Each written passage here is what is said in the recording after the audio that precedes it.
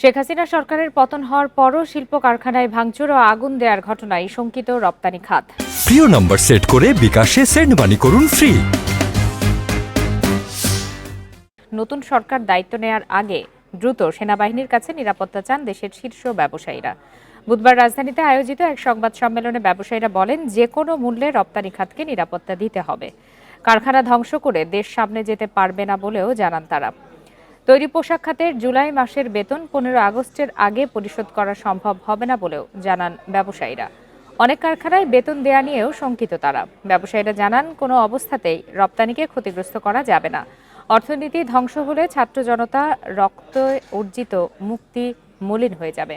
পরিস্থিতির গুরুত্ব বিবেচনায় নিয়ে নতুন সরকার দায়িত্ব নেয়ার আগে সেনাপ্রধানকে এগিয়ে আসার আহ্বান জানান ব্যবসায়ী নেতারা। এ সময় যত দ্রুত সম্ভব পুলিশ বাহিনীকে দায়িত্বে ফেরানোর আহ্বানও জানানো হয়।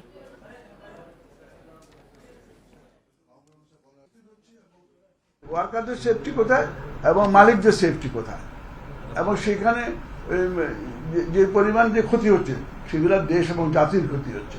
আজকে এতদিনের বন্ধ থাকার কারণে যে দেশ যে কিভাবে রক্তক্ষরণ হচ্ছে এইটাকে কিন্তু মানে বলে যাওয়া না, এবং এগুলো স্ট্যাটিস্টিক্স তো এখনো আমাদের হাতে নাই, কিন্তু এটা করতে যখন দেখবেন তখন billions of dollar will be there, মানে the loss of billion of dollar of the economy. আমরা অলরেডি